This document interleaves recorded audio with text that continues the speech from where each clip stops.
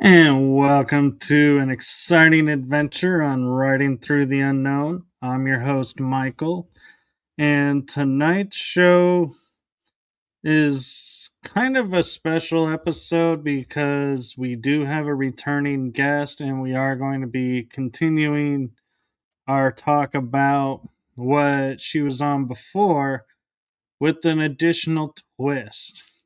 And that twist is I had a session with her, so we're going to incorporate that into today's show somewhat. So I am going to turn it over to the one, the only, super wise, extraordinaire, Jen Nunez.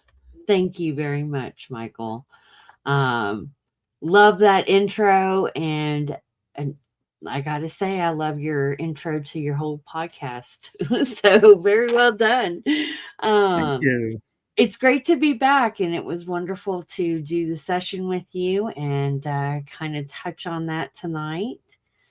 And kind of carry on to what we were talking about in the last podcast. And um, so much has kind of happened between them. So I'm just going to let whatever flows flow.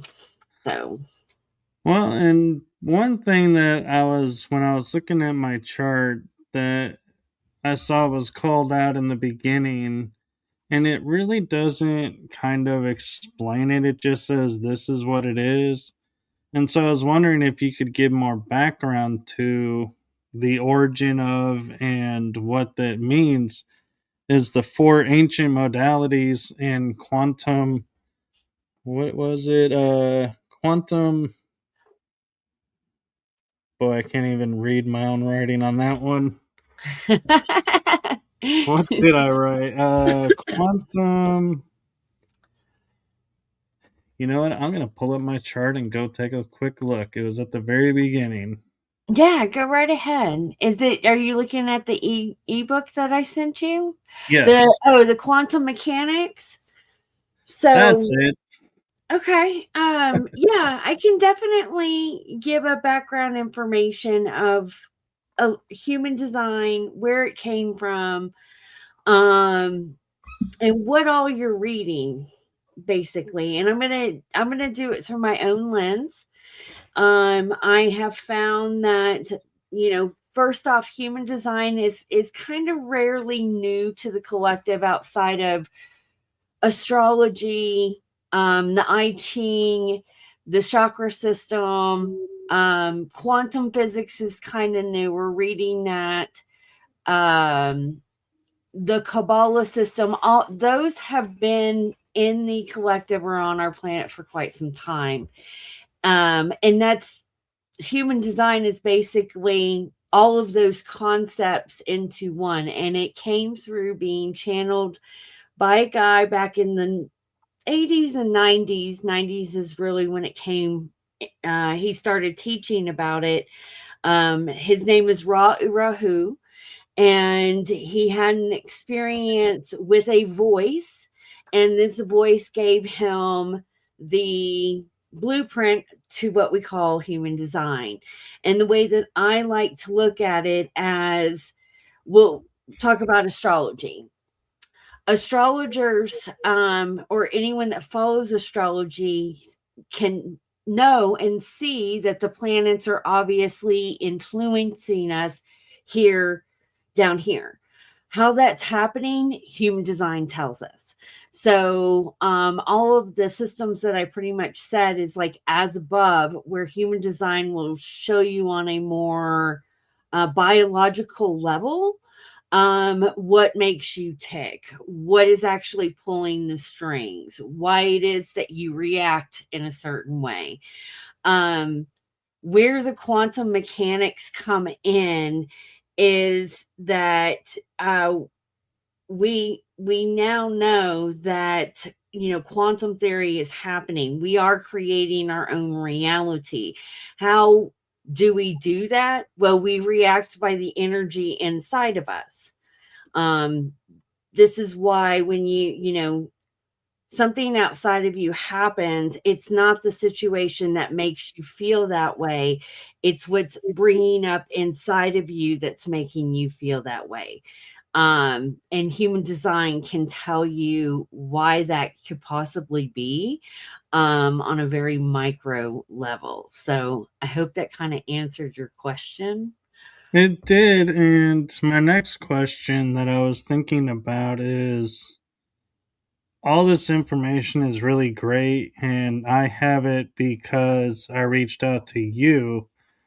What do people who can't reach out say, for some reason, like don't have Wi Fi or don't have internet or don't have the means to afford these sessions? What can they do to kind of help start to realize what is their blueprint and aspects of their lives that are being influenced by certain things? Well, down to the basic level. You need a software first to pull a chart. I don't um to be honest, I don't recall coming across anyone who has not pulled a chart, where it does not involve like a software, hand. I don't know if that is possible. I'm pretty sure at one point in time it was. Um, so they would have to, one, be connected with the internet to do that, or know somebody that has the software to be able to pull a chart. Anyone can pull a chart. If they, reach out to me, I can, pull a chart for free. And then to start off with human design, it's really just good to know what what's called your strategy and authority is. And that's all going to be based on your specific type. And your strategy is how you can navigate through life with more ease and grace, like having life happening for you instead of to you. And your authority is going to be your signature signpost that's going to tell you if you are in alignment or not. And that's what I like to tell people to start with, along with some old fashioned mindfulness, because the only person that can really convince anyone that what you are reading, what you are experiencing, what you're learning about yourself is real and there's something to it, is for you to enter into what's called your own experiment and you witnessing that yourself. Human design shows us to get out of the conditioning, the program, the containers that everyone is now waking up to, that is very controlled. Okay. So many of us are realizing that the reality that we live in has been fabricated for an agenda. And there are some guests on your show that know the very extent of that. But when we look at the overall picture, how are humans supposed to interact with each other outside of this outer influence that has been impacting our collective for a very, very, very long time? Human design will show us that. It's pretty amazing. It's very multi-layered. It can you can do it from your easiest of basically what I just said, learning your strategy and authority, and just having that, just knowing that, navigating your life, or you can go deeper into it. It's very multi-layered. And for anybody who, when you do get into human design, it will tell you a lot about yourself. It will tell you about the people that um, you incarnate with, your family, relationships, all sorts of different things. I mean, I love it. It's helped me transform my life. And I feel like it's going to be a great tool to have in the future as well. Well, I will say, and you probably remember this when we were doing the discussion over the chart, how pretty much it was like you knew everything about me, and I'm like, we haven't talked on this level, but you were like, your chart's showing this, and I was like, yeah, that's me in a nutshell. That's exactly it. And it was like, I don't think there was ever a point in the chart where you said, well, you're this. And I was like, nope, that's not me. It was like everything was spot on. Well, and that was the amazing thing is that you're living within your design without, knowing human design. And that's overall, that's the most important thing. A lot of us, I'll say this: the personal development, the healing world, the spiritual healing world, especially, you can get trapped in the amount of shadow healing that you have to do. And there are things that you may be working on for a great period of time. I'll use myself as an example. My profile lines, which, your profile lines and everything are based out of the I Ching. Okay. And the I Ching has been what I think that was channeled, I mean, thousands and thousands of years ago. I think it's the first thing that actually hit that, outside of astrology, but that's where you get your profile lines. And I'm what's called a 5-1. And the 5 line is a heretical line, it's a heretical energy. And if we look at heretics historically, they've not their lives have not ended well. And it's not, when most of them were executed, it wasn't like they were hung or anything like that. They were executed horrifically for being heretics. And so one of the things after I had my awakening and I really started to step into my purpose and putting myself online and out there, was one of the core things that energy that was coming up inside of me was being ostracized by my tribe. And that energy has happened to me ever since I started school. Like as pre-K, people were projecting on me. The 5 line is under the projection field all the time. So I'm going about doing all this healing of, imposter syndrome and, conquering my fear, but I still have this fear. And the more that I dove into the 5 line, that is the signature frequency that's going to come with that line. That signature frequency was also triggering outside circumstances for me to have that experience. And because I was reacting to the experience emotionally, I started manifesting more scenarios. And when I had that epiphany that, oh, this is this is probably a collective energy that needs to be healed. It's not a personal thing. I could get stuck in victim mentality over the trauma that energy frequency has. But I didn't. I use it to my advantage. And I just looked at it as, I am here to share what I find through in a heretical way. If people like it, they do. If they don't, they don't. But God made me in a certain way. And so I'm going to step into that. But for a long time, I was acting out of shadow, or how the terminology is in human design. It's the not self theme.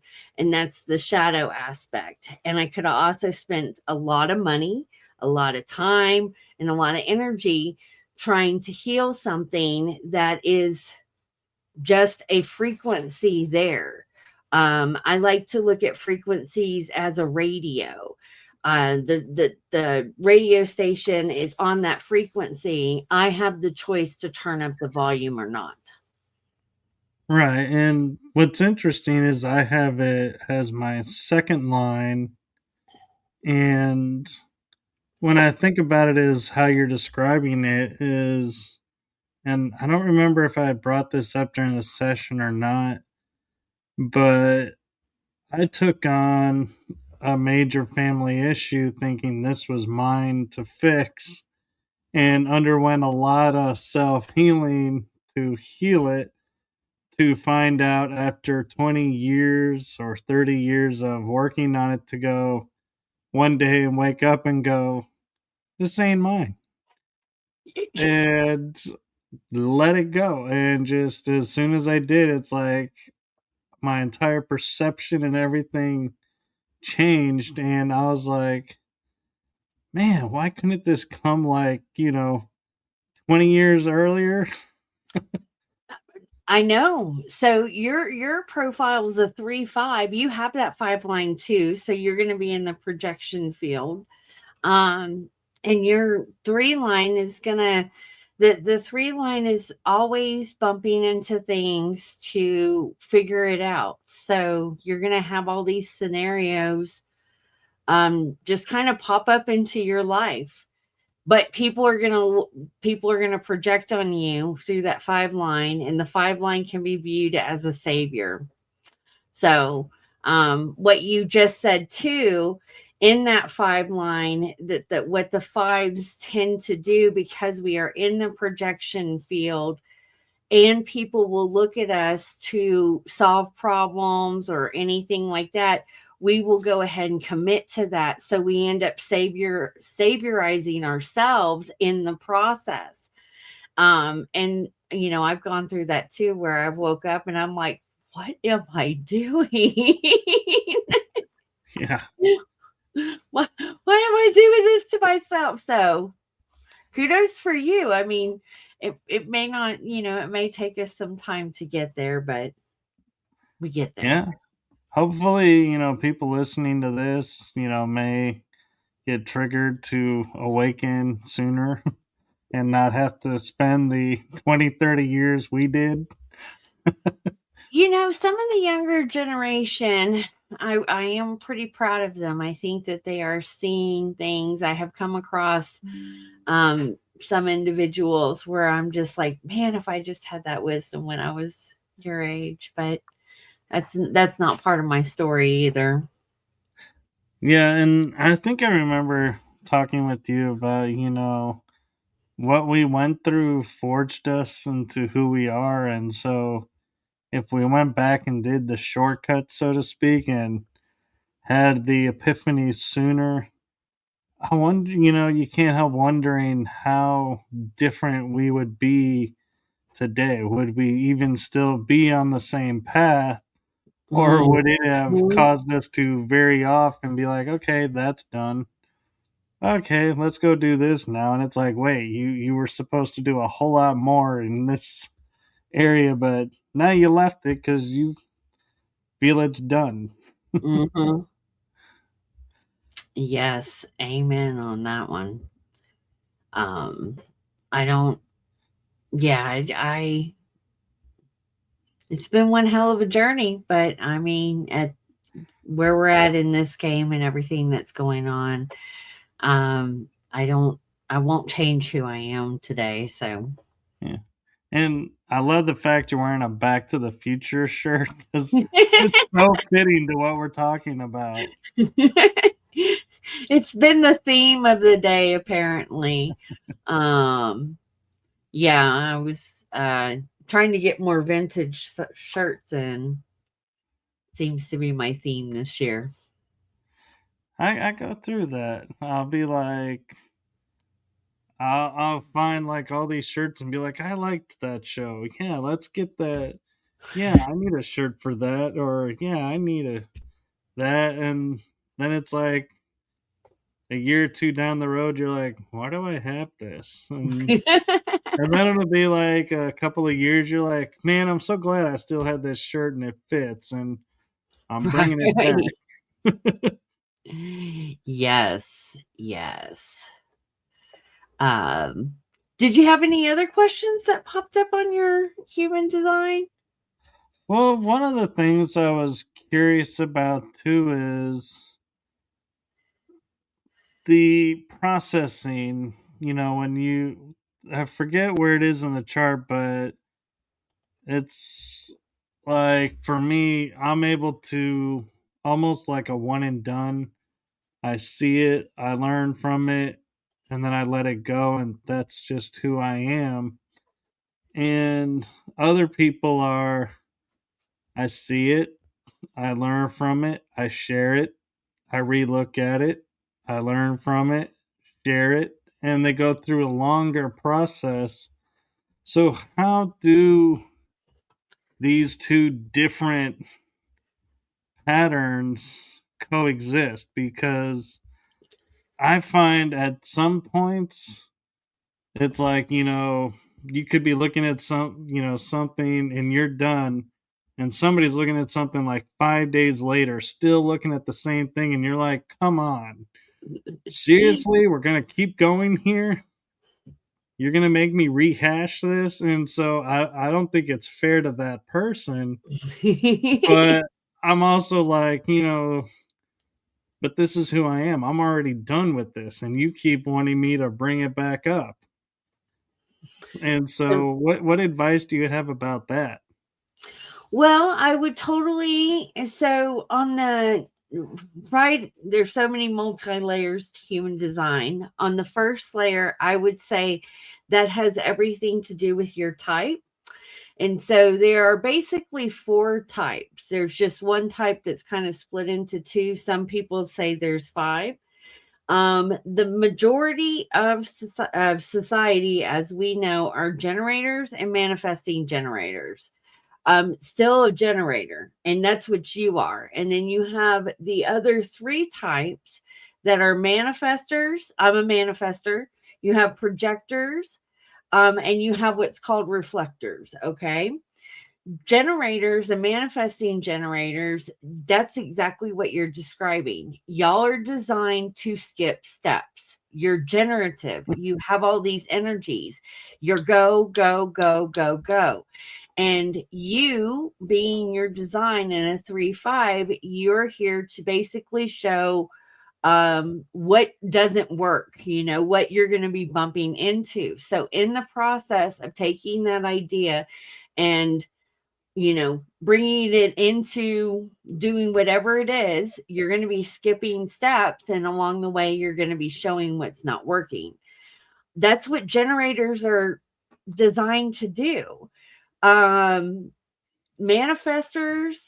projectors, and reflectors, we all have another specific duty that we are bringing to the whole pie as a whole.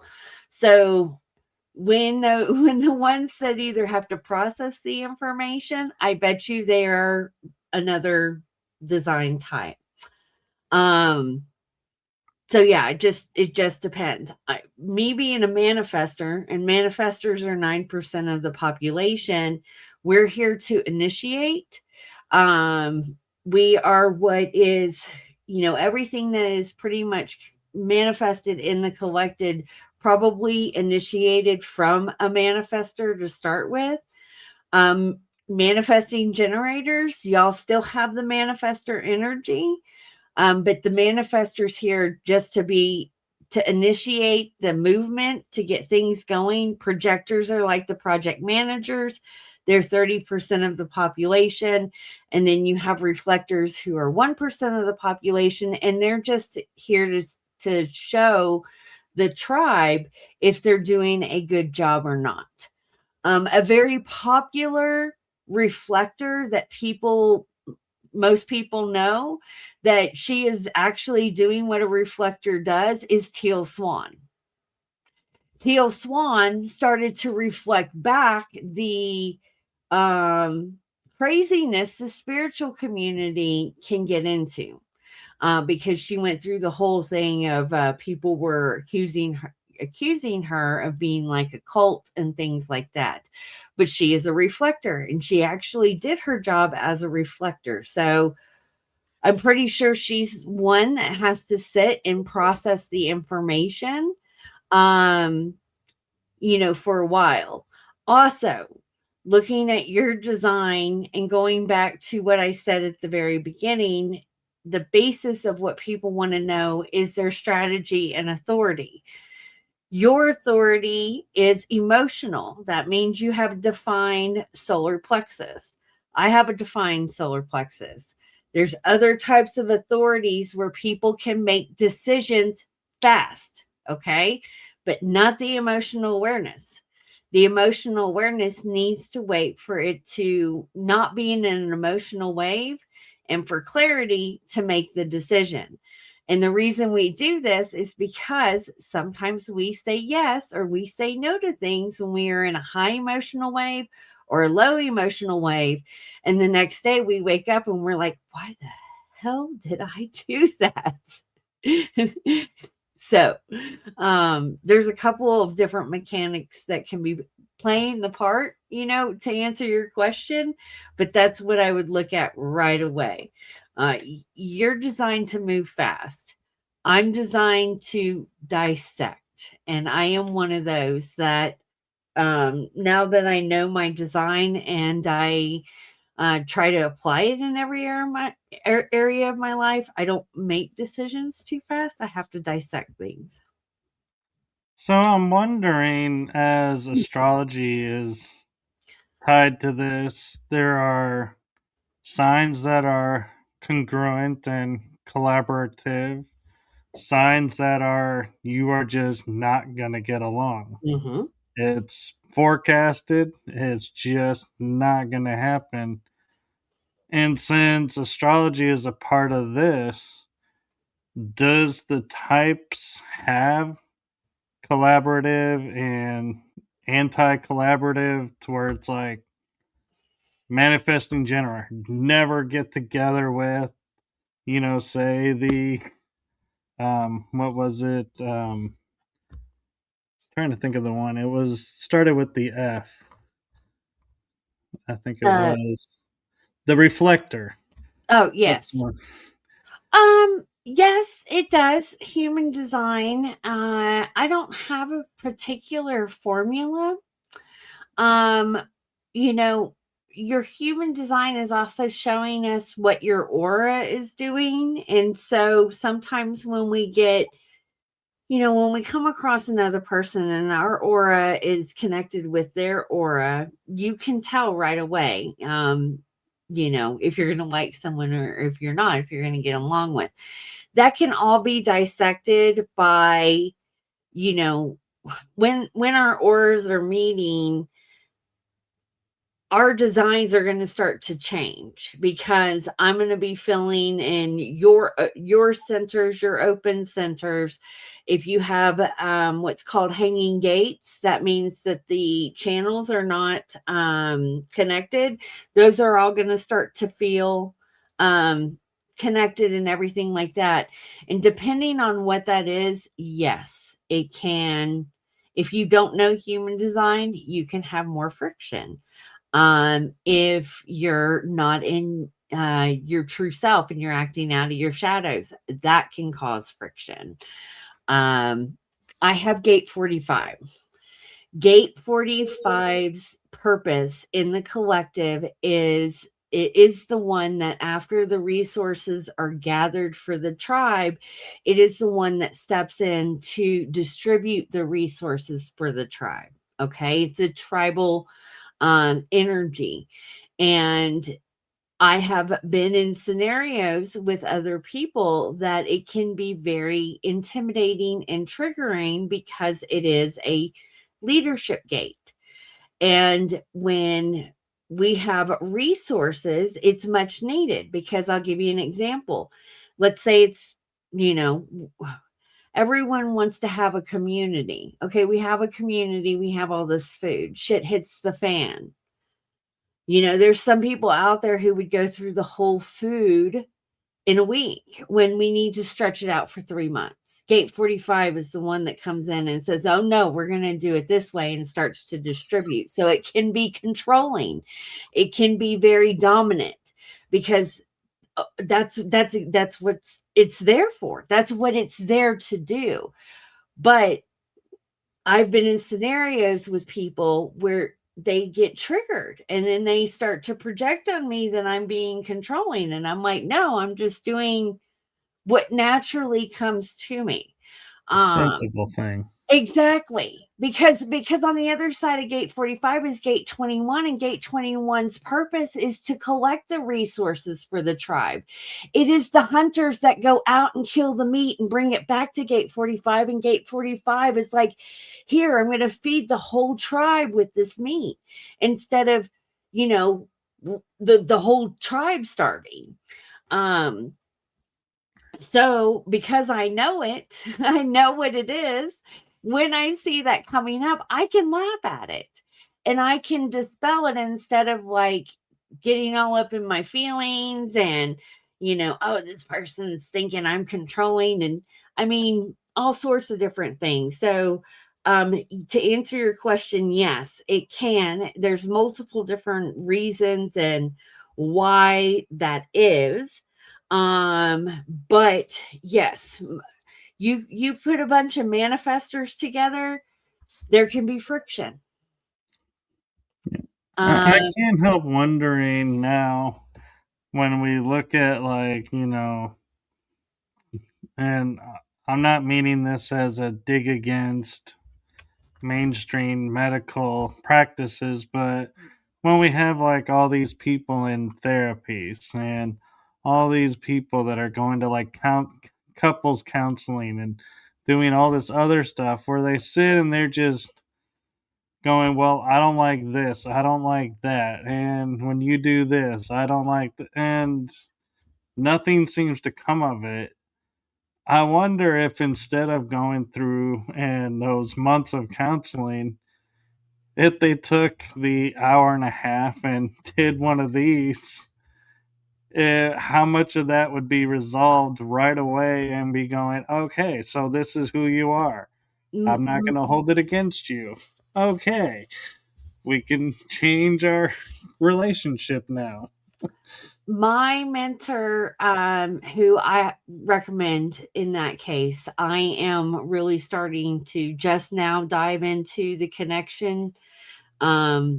What it's called is you would run a composite chart, because there's something that happens on a higher level when you get more auras together. Then I won't dive too much into this, but my mentor, he did that. And there are relationships that he has saved because he was able to um, pinpoint that and pinpoint that in a way that most likely we know what the other person is annoyed by. And again, what I said earlier is that most of us, when we go through life, it's not the other person that's making us feel that way. There's something inside of us that is happening that is getting us to react. The other person doesn't get you to react. And be mindful of people disrespecting you. I'm not allowing that. But sometimes your husband or your significant other could do something that just irritates the fuck out of you, and you don't know exactly why that is. And most likely, human design can kind of tell you about that. I like it because I know that you can be more forgiving with people too. I have some friends that, they may be gate 49, for example. It's a revolutionary gate. It's very passionate about what is happening in the world right now. And because it comes off the solar plexus, which is emotional, if it is defined, it can be very, extremely passionate, and some people can take that as too much, where I see it as we need that. Our world right now needs people to light a fire underneath their ass, in my opinion. And that's exactly what gate 49 does. It stirs up that energy for revolutions. We would know most people, I'm pretty sure if we ran human design historically, The ones that started revolutions in the past probably had that gate. So, and that's where I'm at too with this, with human design, is because my one line investigates and I love doing historical deep dives, I'm starting to pull charts on historical figures. And I'm like, wow, okay, there we go. That's why that person is at play in that specific scenario.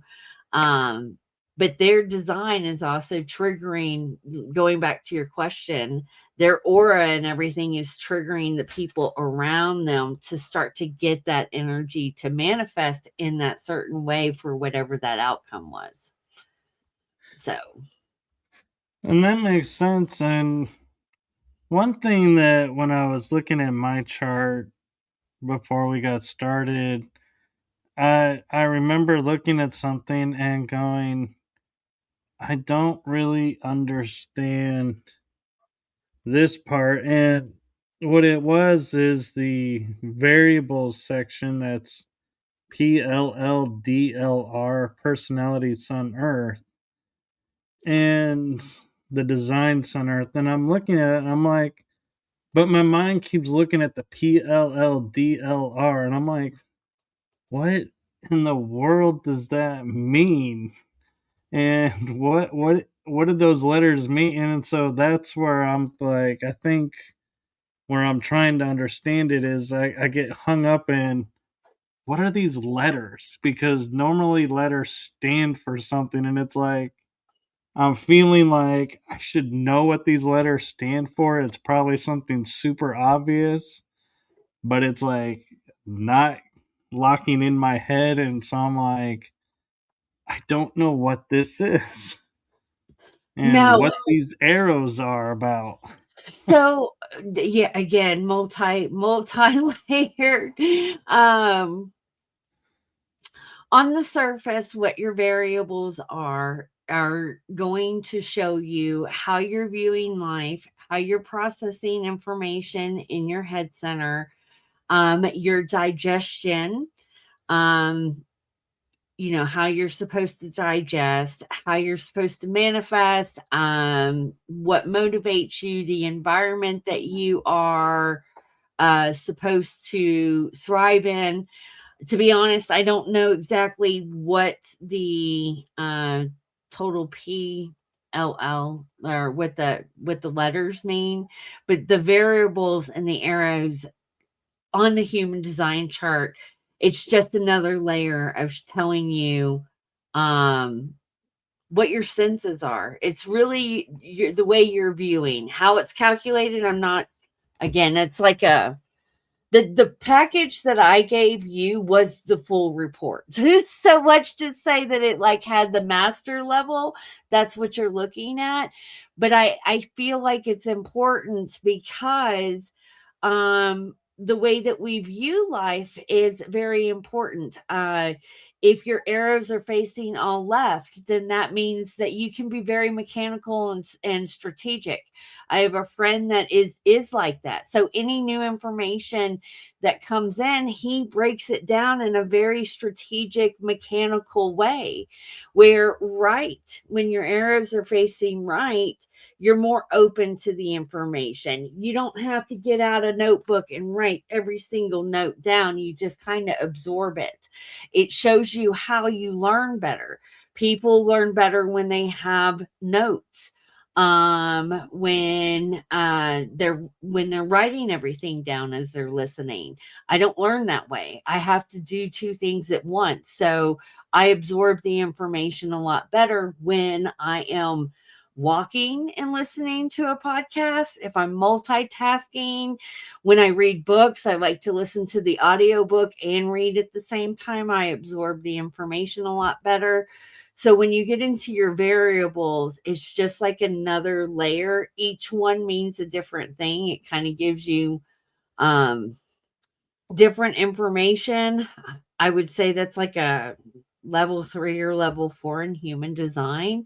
But when you start to go through your book, that's what I was checking. When you get into the senses, that's what's going to tell you more about yourself, your motivation, your environment, your digestion, the way you're viewing life, how you process information, and so forth. So, And what's kind of funny is as I'm listening to you, my mind goes, oh, so it's personality left, left, design left, right. And I'm like, oh my God, how did I not figure that out before when I was looking at it? Going, oh, that's what that is. yeah, Is that is on page 32 is where it'll go into. Again, I can't right off the bat, yeah. I can't remember exactly what the PLLDLR mean. Um, but But yeah, it looks like because I have the two arrows pointing left and then the two arrows pointing towards each other below, and it lists personality first, then design. right. And so I'm wondering, and I'm looking now at it and going, oh, is P the top and the two arrows are pointing left? That's why it's PLL. And It the two might arrows be. pointing together is design is left and right. They're pointing at each other. It might be. That's a good perception. I will have to look into that because now you got me curious. But basically that is what that specific the variables are doing. It's just showing us another layer of information, how you're processing information. The difference is your design side is your personality side is based on the day that you were born. And that is what you inherently know. That's your internal world. And the design side is calculated 88 days before you were born. Because when Ra channeled the information, he believed that the soul did not enter the body until 88 days before its entry into this world. It was there, but it was kind of watching the vehicle being created. The driver had not stepped into the vehicle yet because the vehicle was not ready to go, kind of how the suit wasn't ready for the soul to enter. Right. And that's when your aura starts to come online. That's when your nervous system starts to come online. That's when your everything really starts to connect to the outer world, because prior to that you're in your mom's belly. um so that's the difference between the personality and the design side. The design side is stuff that it really rules in the subconscious. It's not that you can't notice the energy happening in the moment, but you really have to practice a lot of mindfulness. That's why I say that's going to be your best tool. It's going to be your best tool regardless right now, is to practice some mindfulness. But you'll be able to actually witness the energy. In the design side, that's our body, that's our aura picking up on the information before this even has a chance to register. And how that's being registered will show you in the variables depending on your arrows. You, my dear, are very left. So you're probably very strategic when the information is coming to you. So, Yeah, that makes sense. And one thing that I'm noticing and I'm curious about too is, we talk about having defined or undefined aspects to us. Does Have you ever come across someone who is like 100% everything is defined or 100% everything is undefined? Or is it yes. always a mix? No. So a reflector, what makes them a reflector is they are completely undefined. They will not have a defined center, which means that they are really a mirror. They're reflecting back anyone that they come in contact with. So that is what their job is. They are reflecting back the health of the tribe and how the tribe is doing as a whole. And their decision-making process is to wait for 28 days. Their whole life is really tied to the lunar cycles. So they go through Luna's journey every 28 day tied to that. They're very sensitive people. Now, I have come across only one person I have pulled a chart for that was fully defined, and that threw me off too, because our open centers are going to be our greatest teachers. We between our what's called the hanging gate or the open centers is where we are attracting other people to fill that in. So when you are fully defined, you probably feel really secure in your energy. You're not having to, outside of your gates or anything like that. Yeah, you're probably you feel it's probably a little bit different type of energy because all the centers are actually working together to complete like a massive circuitry, okay, in the mechanics of your body. Um but I've only come across one. It's not I don't want to say it's rare, but it's not common. And outside of that majority, all the other design types, the manifesting generators, and projectors, we're going to have a mixture. Some defined centers, some not. Some may only have one center defined, so forth. Okay, so for example, I have 8 defined aspects, not 8, 6 defined, and 2 undefined. So I don't need to work on the undefined to make them defined. They are exactly as they're supposed to be. So I'm just looking at it as like if someone's wanting to do shadow work, they don't look at this and go, "Oh, this is undefined. I need to everything else is defined. I need to do shadow work to make that defined."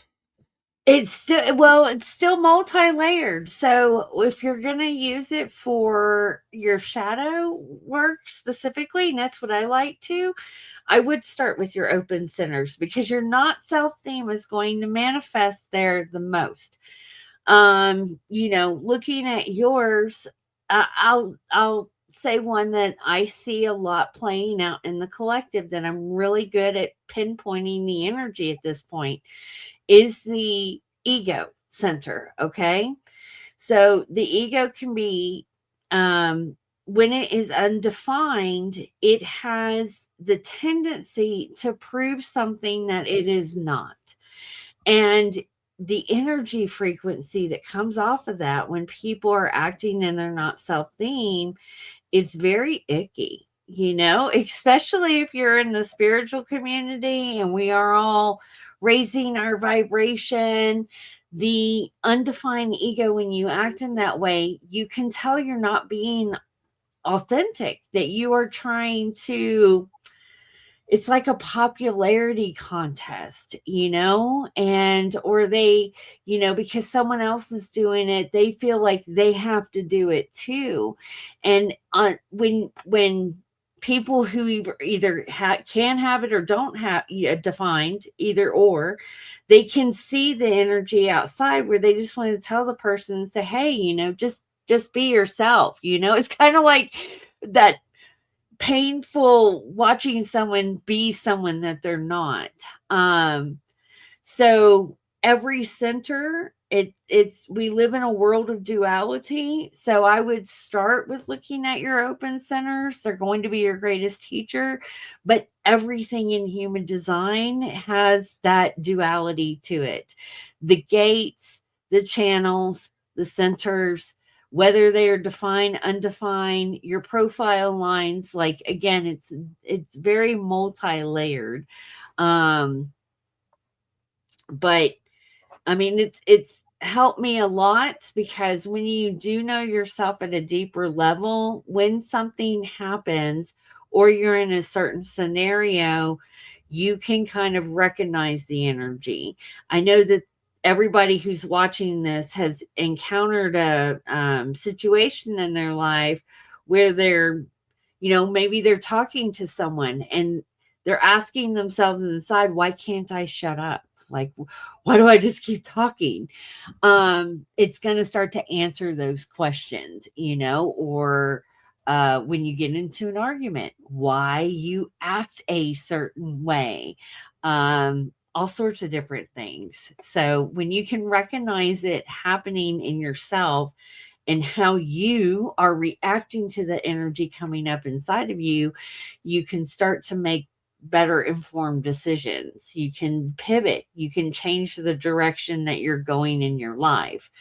If you keep creating the same similar scenarios in your life, then human design can help you dig deeper on a level of like what is happening, what energy is coming up inside of you, how you're reacting to that energy for you to keep manifesting that similar timeline. So, Right. And I just want to make a observation is I just realized I miscounted.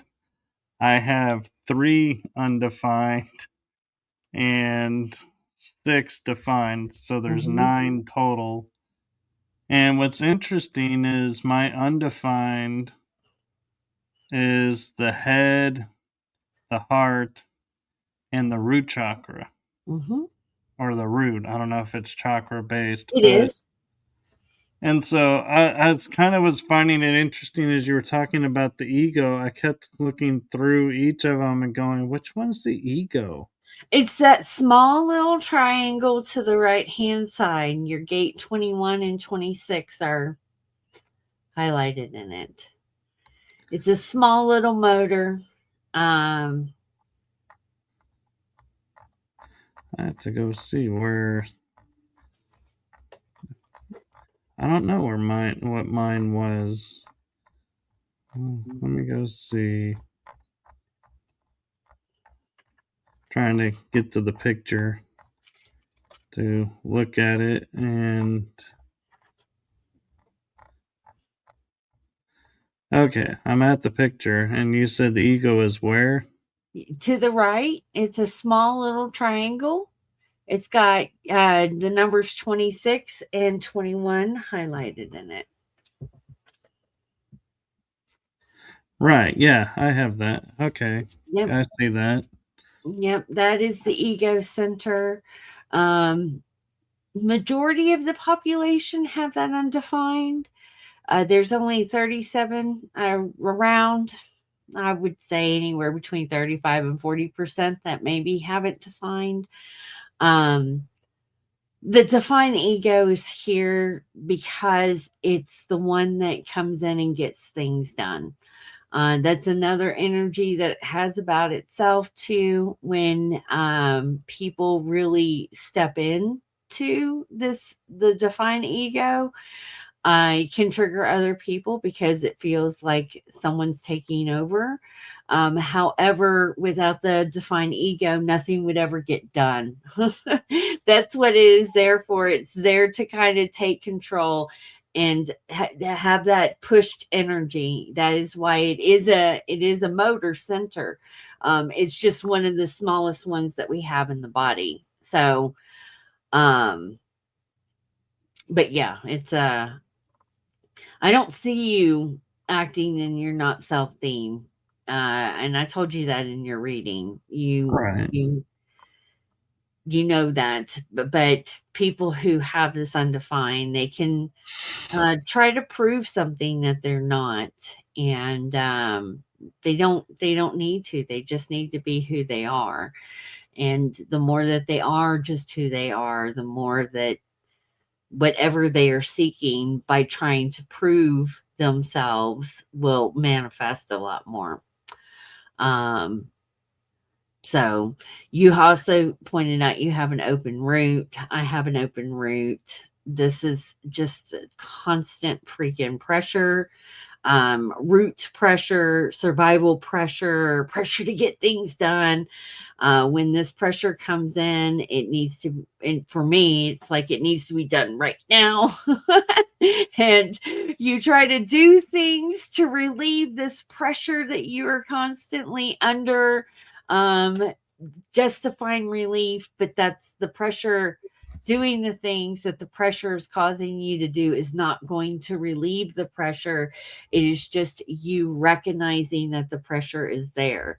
You also said you have an open head center, so you also have the two pressure centers, or the open head center and the root. You're in a pressure sandwich. So you are in the pressure of trying to formulate your ideas and get them out. You also may spend a lot of time thinking about things that don't matter. What I mean by that is, going to a place and noticing something on the wall and thinking about that thing for 30 some odd minutes, only to get to the conclusion of, why was I thinking about that? What is that going to do? Why do I have this knowledge? That is spending time thinking about things that don't matter, but that's only because you're in this pressure sandwich to just kind of formulate those ideas. Again, knowing that when you see the pressure, especially with my open root, when I feel the pressure coming in, I talk to it. I'm like, that's not my pressure. I'm not going to cripple myself because I'm feeling this pressure to do or go, or it's root related is the best way that I can kind of explain it. So I burnt myself out in my business and ended up resenting it big time because I was responding to the pressure. And it can be crippling sometimes if you don't know what it is and you don't recognize it. All right.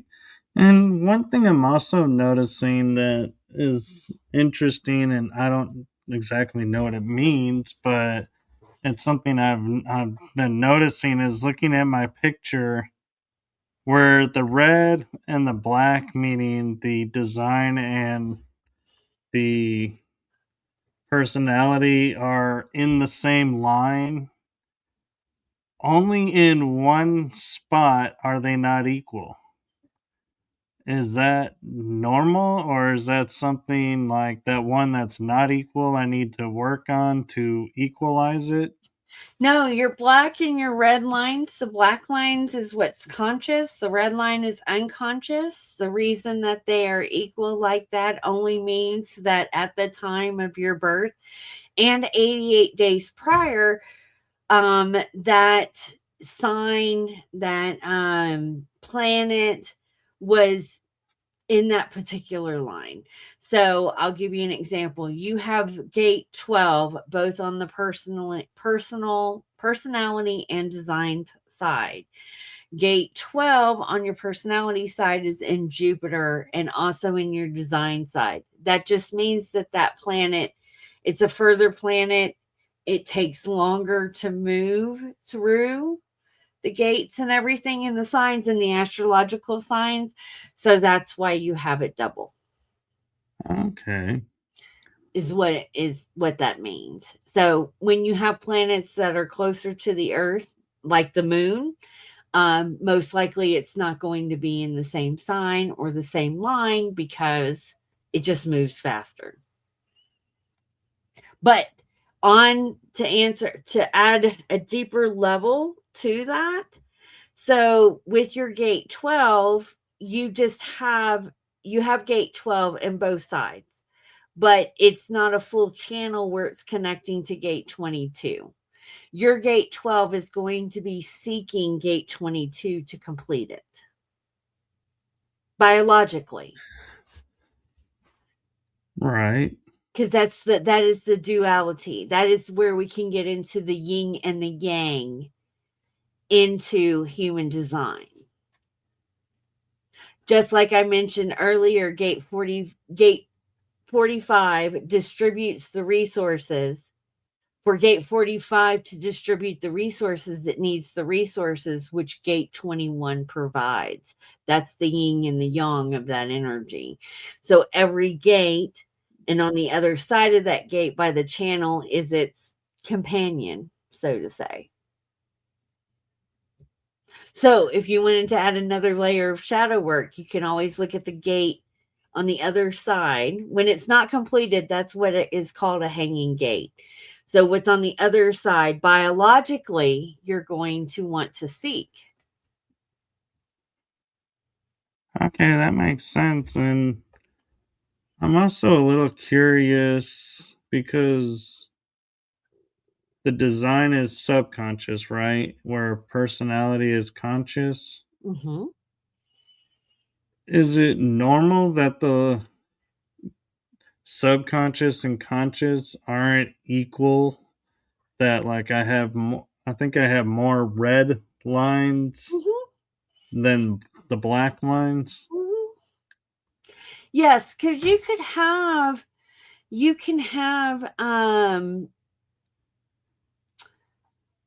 on the personality side, some of the planets can be in multiple different lines. So yes, to answer your question, you can have more red than black. It doesn't, you have the same amount of black, but you may not see it because there's stelliums that happen in our astrology chart. So it's going to also affect the certain gates. One gate can be multiply defined by the planet or what's happening astrologically. And again, tying in astrology would just give it a deeper flavor of how that specific gene is really manifesting itself, because that's what the gates are. The gates are tied to the I Ching, and the I Ching is tied to the 64 hexagrams in your DNA strand. Right, and so let's just take a hypothetical when I'm looking at my chart. So gate 57 and gate 10 are connected by the subconscious, but not the personality consciousness. But because it is connected, I don't need to do shadow work to make both of those connected. It's already connected, so don't Well, yeah, sit there and you would not need to do any shadow work as it pertains to connecting gates or anything like that, but you would want to just dive into what the not self theme would be expressed for not just the gates, but also that specific channel. So, um, I'll give you an example. So that is the 1057. That is the channel of perfected form. This channel is about the self and personal uniqueness, being empowered to survive in its own way. This survivalist intelligence comes from gate 57, splenic energy, survival, well-being, and fears. It helps gate 10 express its creativity and stays true to its true self in the situation by being provided with a unique survivalist potential. So you can, and it'll probably be in the moment because that's how the spleen works. You're going to be able to have quick downloads on solutions when it comes to getting out of any type of situations. It's kind of knowing where the exit door before everyone else knows where the exit door is.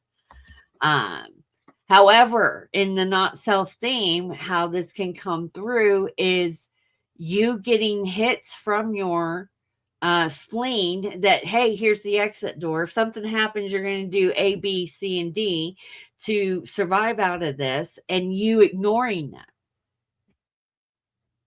Does that make sense? it does. But again, going back to the gates and everything tied to that is going to give you a more flavor on how that specific energy is being expressed. And I'm kind of curious too, is I see the design has each of the planets, and so does the personality in the chart with numbers. And then I see the connecting or hanging gates or not even connected gates Mm-hmm. in there. But then in the arrows, there's like two numbers in each arrow. What do those It's a numbers? total, that's like level 4, level 5. So I don't want to add too much information because then it can get confusing. That goes into all sorts of different things called tones and colors. Um, yeah. Okay, so those aren't gates that are No, needing attention, in other no, words. no, not at all. Okay. No. Because, yeah, I was getting confused, like, because on the right I have 3 3 and 2 2 and arrows, and I'm like, if those are gates, how do I connect a gate Mm. to itself? No, you don't, and you won't. The only way that you can is by coming in contact with another person's aura. But you don't need to, honey, because you are what's called a single definition, which means all of your centers are communicating with each other, and you don't need someone to step in to fill that. Right. Not ever. I need, there are some channels in my design that is not connected, that when I'm around people who do bridge that, I can feel that energy. It's kind of like, I don't know what it is that I know until someone comes across me, and then that gets connected and I can spit out this knowledge that I've been investigating for a long period of time. Um, I can see it manifest when that happens, but that's because I need someone to come in and bridge that for me. You don't particularly need to do that. I would just really basically, the manual that I gave you, I would just start with that. And when you get into specific information like your centers and your gates, there's going to be your true self and also your not self thing, because both manifest. So, Okay. And so I know we talked a little bit about, like, my incarnation crosses, the racks of Eden. I still am kind of a little puzzled. Like, is that referring to the origins, or, because the word Eden, or is that and racks? I'm not familiar with that term either. And so am I like trying to put two different concepts together that aren't supposed to be connected? no, your incarnation cross, you're going to inherently live out. There are several different types of incarnation cross. Yours is specific to what's called Eden. So you can look at it as you're at the very beginning of the journey. Think Adam and Eve kicked out of the Garden of Eden and out in the desert. Okay. Right. The racks is right angle incarnation cross. There are three Oh. different types. Your right angle means that you are specific. Uh, you're creating karma. You're here to create karma. Okay. Good karma, bad karma. People get hung up like, oh my God, bad karma. No, your soul is kind of like coming in the, not in the very beginning of the journey, but in this specific incarnation, it is here to help create specific karma, figuring out things, okay, um, in a brand new way. It's fitting because it's revelations. The whole old world is crumbling right now. And it's going to be like we're kicked out of the garden. And what are we going to be doing? Your specific type is here to do that. So, majority, again, of the population is right angles. They're creating the karma. You have what's called left angles. I am a left angle. I'm a left angle on the incarnation cross of dominion. Foundation setting is dominion. God gave man dominion over the air, land, and sea. Okay, so one of the things that I teach inside of the university is setting a solid foundation and claiming your sovereignty, which means understanding which jurisdiction you are really operating in, because it's multi-layered. Left angles are here to not just create karma, but we also clear karma too. I take that seriously. Everyone that comes in contact with me in my life, there's a specific reason. We have a contract to do that, because right now, me and you on a higher level, whether we are aware of it or not, are working through specific karma that we need to help the collective as a whole. Your right angle, you just are doing it for your own personal reason. Mine is a deeper level. I'm creating and clearing, which we need. And then you have what's called juxtaposition types, and they're very rare, and they are here in their own specific journey. That's it. They come down. It's like they have I don't want to say that it's like a secret mission, but their incarnation is specific to a reason. So there's a very few type of those that come and do that. So that's where it kind of gets into the incarnation cross. But again, kind of read in your manual, it'll just dive a little bit deeper what your specific cross is going to do. And most people won't see their cross within their life until later in life. That's where you can look back and start to kind of see that you're living it out. Typically, after you have your first solar return, your solar return is, my opinion, where the consciousness is going to really start to alter and mature in a way.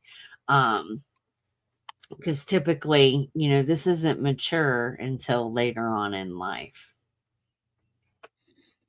Right. And what I'm finding also interesting and liking is there's the connection to the planets and celestial objects versus going, okay, yeah, this house, which I never understood what a house was in astrology, because my mind looks up in the sky and I'm like, there's no houses up there.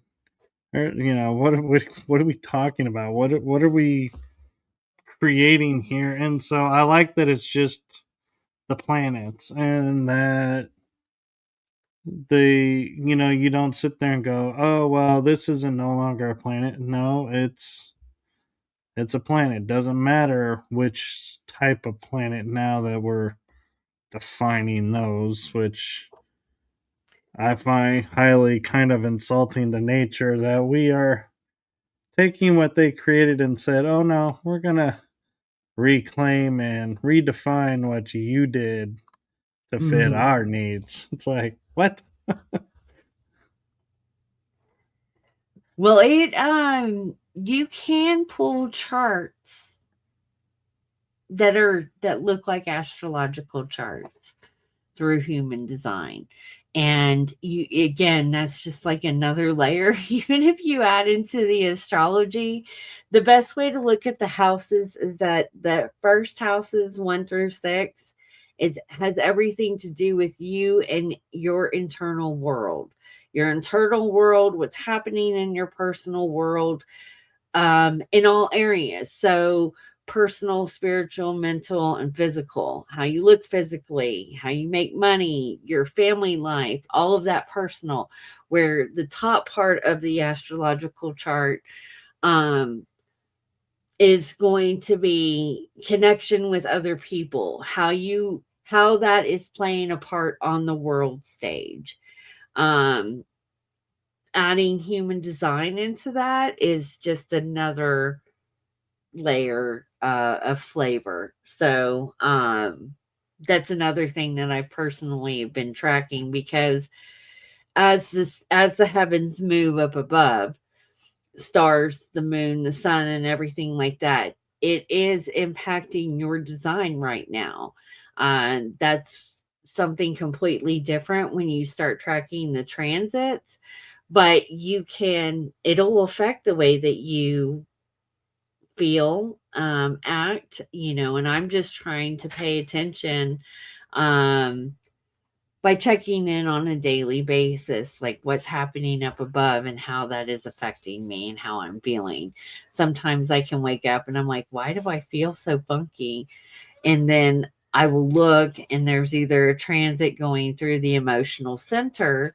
And so I'm like, okay, I'm just feeling funky today. Doesn't mean anything outside of me is making me feel that way. I'm just processing energy. And the more that I don't get in my head about it or take it personally, or start adding in healthy habits, like, just to help transmute it, I can have an easier day and a more compassion day than triggering a bunch of people because I just feel funky. I have to tell it. I woke up this morning feeling funky, and I told the people around me that, hey, I I just I'm feeling it. Let me have a moment. Yeah. I'm kind of noticing because I'm seeing now the gates, and I didn't get that far before, and as you were talking about them, I'm seeing like personality of the moon being driving force is Gemini, and so I'm like, okay, that's the twins. Okay, I can get that. And then when I go down to design moon, driving force is now Aries. Is it normal that the signs are could be opposing or different signs? Absolutely, because your design site is going to be calculated 88 days prior to your birthday. So the moon's, for example, it changes signs every 2.5 days, roughly. So if your moon was in Gemini, 88 days prior to that, it wasn't in Gemini. It was going to be in Aries. So that's how that's calculated. But you don't, again, you don't need to know astrology. You don't even need to. That's just a additional layer. I don't even know how many layers human design is, to be honest. So I don't want to get anyone confused, or if you don't know astrology, you don't need to add that in. You can. It would just make a little bit more sense. I have a Gemini moon. That's the mental. Okay. So your mind works very dualistic, and you have it defined in gate 35, which is, why do I not see gate 30? Where's the moon? Oh, okay, here it is. Gate 35 is going to be in your throat, and it is basically, the gate name is for change and progress. So the gate of change is always it seeking. It has like a desire. It wants something new. It has a need for change. It needs to change things. It has the potential to see things that need to be changed, and so therefore it wants to speak up. And it can do that in a very Gemini way. Geminis can be very playful, and also with that change, because Gemini is the twins and dualistic, you know, you may change your mind about things too. in a very quick way. So that particular gate is really all about progress. It's all about change. It's all about pushing change, and that can manifest or come through in a very Gemini way. Okay, and one of the reasons too why I was curious about that is I always find it interesting. I'm a water sign being born under Pisces, but I generate so much heat with my body, which that would be a fire sign. And I'm like, I'm not a fire sign, I'm a water sign. So I often have wondered, why does my body generate so much heat? I don't know. I would probably recommend getting into some Ayurvedic on that one. I don't know. I cannot. Um, I haven't quite established how to read that through human design. I'm pretty sure on some level, there is someone out there that could possibly do that. I have not gotten to that level. So, but any Well, more questions? not that are coming to mind, and we're actually at an hour and a half too. Yeah. It's we're getting close to it, so it's like perfect timing. And I just want to say thank you for your patience and explaining that. And I think, in my personal opinion and my hopes, is people see this and what we were discussing and seeing how it, clarifies who we are and how it explains what we do in a way that they could see it firsthand, that people sit there and go, hey, I'm feeling stuck in this. Maybe I should contact Jen and get one of those and help, push the stuckness out and get everything flowing and find answers to questions that we may not even know we had, or questions that have been plaguing us and going, I don't understand, why I do this. And having this done gives you that answer. And so my hope is that everyone watching this, and when I say everyone, I don't mean every single person who watches it, although Jen would love that,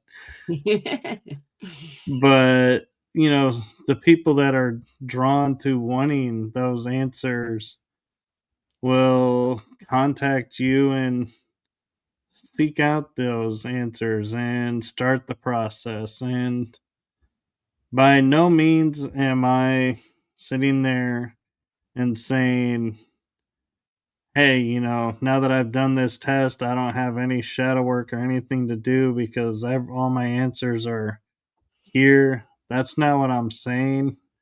I'm just saying it'll open doors that have probably felt stuck, and awarenesses that you didn't know you had. That's where I'm hoping you'll go with it and help you move forward. Yes, it will. I you know, the more that I recognize or see just the energy happening in my own life, there's definitely something to this.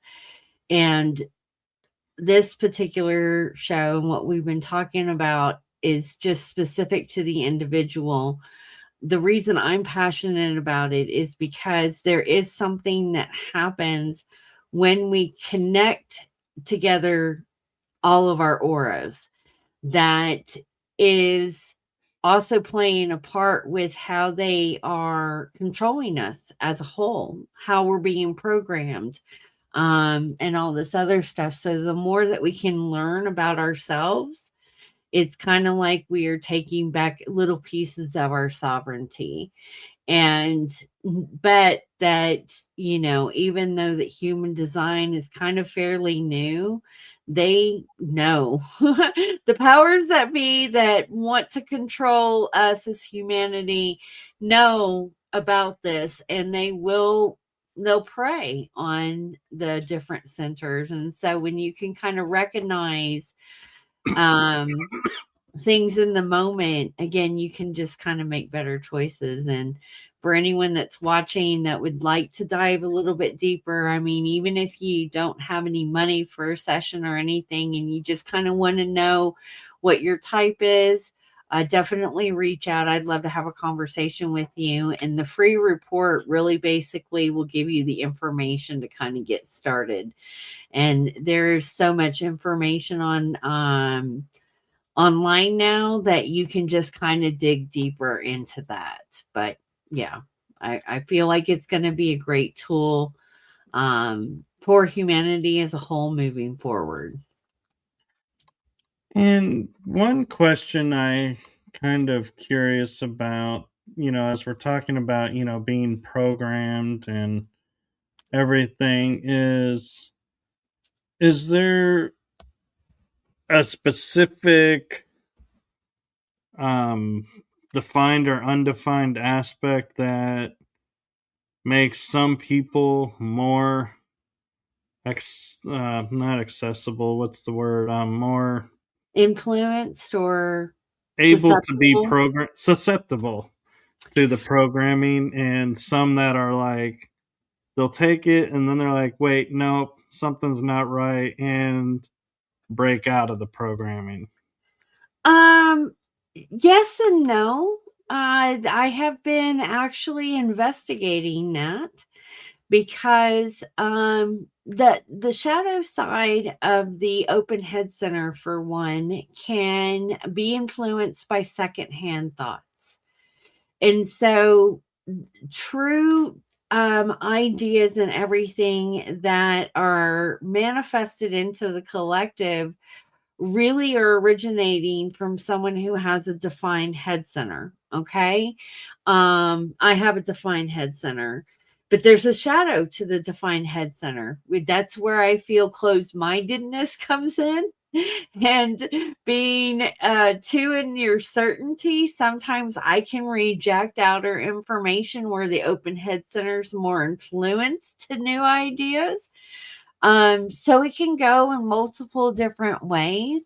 It's really just kind of being mindful of how you could be possibly influenced.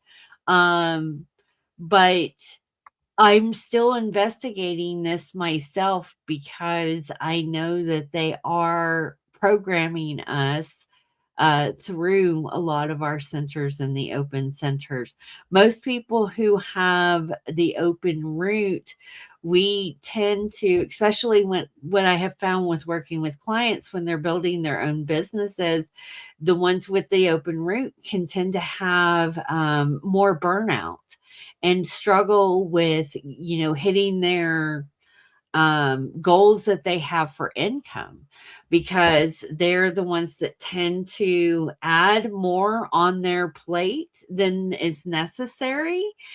Um, Only because we're trying to do stuff to relieve that pressure. And it doesn't matter how much you put on your plate to relieve that pressure. Nothing's going to relieve the pressure until you stop responding to the pressure, really. Um, so it can be multiple different ways, but I do feel that they use that to keep us distracted. You know, going on the open route, it's survival, and people right now are trying to just survive, and they are trying to survive in multiple different ways. Working, I had a friend on my timeline who had a breakdown today because her son said that all she did was work, and she doesn't have a choice. And I know that she probably has an open route too, just by what I know from her. And, she's just trying to survive, but she's also trying to do stuff to relieve that pressure. But it's like they can't get ahead because that center, because of that pressure, is going to get you to do things. So Right. And that makes sense. And I put the riseuniversity.com site on. Is that where you want people to go? yeah, absolutely. That's the first point of entry, and then they can find me, send me a message, pretty much anywhere on social media. I'll reply. I am currently having my assistant help me with kind of revamping my website, so they can just send me a message and I can send them the link to download their chart. So we should have that up soon as a button, but just trying to get all the other stuff knocked off my to-do list. And it's never ending. Never ending. And on a personal note, I have added a QR code to the screen, and that is if you wish to donate to the show to keep it going and being able to have such amazing guests as Jennifer on, feel free, any amount you feel comfortable with donating. 100% of the proceeds go towards me and the shows, and I use that money specifically for shows. And so I would like to say, being a guest, Jen gets a cut, but my guests don't get paid. I don't get paid. And so we are doing this and sharing this information from our heart source. And so thank you to everyone who's watching and supporting both Jen and Rise University and my shows. We can't do what we're doing without your support. So thank you so much. And as with last time, I'm going to do it again for you, Jen. Is my heart to your heart, my shows to you. Thank you for what you're doing. And thank Thank you. you for being your authentic self. It's seen, felt, and appreciated. Thank you. You too. Thank you for being in your true form. Thank you. And yeah, and just on a fun note is when we were talking about all of my chart and everything, there were moments where we were sitting there laughing about the results and going, "This is so you." And I was like, "Yeah." And we'd be laughing about you couldn't go the other way. It's like it just isn't you. And I was like, "Oh, but and she would be laughing where I'd try to say, "Oh, I could do," and she's like, "Nope." So Mm-hmm. there is some fun to it as well. So don't think everything's gonna be like, "Oh, it's this, this, this." There is a little fun side to it as well. Yes, and that's the joy and the blessing that it does bring, because sometimes we can take ourselves way too serious. And now when I start to see certain energy that may not be my most pleasant side, when I can see it come up, I can laugh at it and just kind of laugh at myself. Again, I'm going to reference my gate 45 because I recognize it. Sometimes it can come in and get and be controlling about certain things. And when I see it, I'm like, okay, I just laugh at myself about it. I don't have to react to the energy. I just, it's there. And at the end of the day, it is just energy. And you can not take yourself so seriously and take this journey called life so seriously. Um, on some level, we did come down to enjoy it as much of a um, shit show of a container that we are in. Um, when we do know who we truly are, we kind of it's a blessing.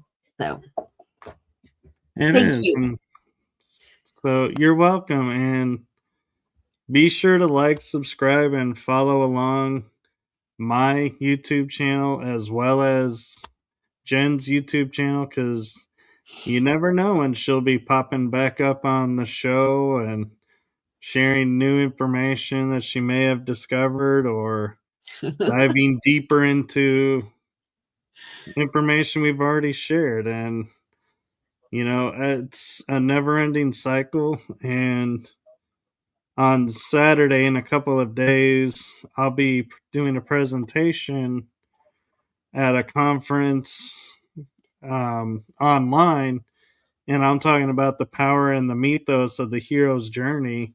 Mm. And I can't help but kind of be like looking at all that was just unveiled to me through this process, going, so that's why this hero's journey happened at this point, and this hero's journey is going on now, and this hero's journey is yet to come. Is It's all entangled. Mm-hmm. Yep. Pretty amazing. Good luck on your conference too. Thank you. And with that, I'm going to say good night to everyone. Have a wonderful night. And as a little humor to end the show with, I'm going to say in full disclosure, Jen and I are operating on not full sleep. So I am so grateful that this came out and turned out the way it did, because we both were like, yeah, we're both operating not at 100% with No, sleep. And so we're like, I'm hoping this will go well.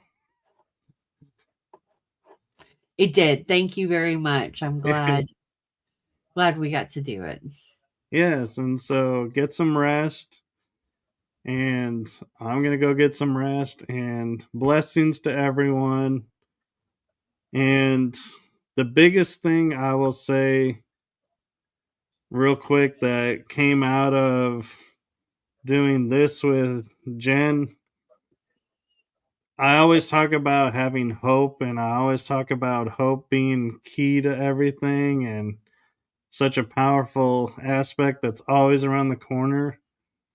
I will say, without a doubt, no matter what came through as we were discussing every step by step, I always knew there was hope with it. It was like, it was reaffirming and validating all the hope. And so that's something to keep in mind, as well as when you're, if you're stuck somewhere or you're feeling like something's missing, Mm, take a chance and see, if what you'll discover on the journey into your blueprint. love that. Thank you for that. That's beautiful. You're welcome. And you can send me the royalty checks later. No, just kidding. Thank you. Y'all have a wonderful evening. Yes. And we are going to now switch over to the outro. So good night, everyone. Bye, guys.